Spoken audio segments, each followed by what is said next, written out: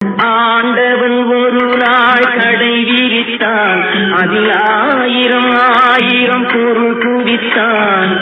அவரவர் நிலைமைக்கு விலையை சொன்னார், அவரவர் தேவைக்கு வாங்க சொன்னார்.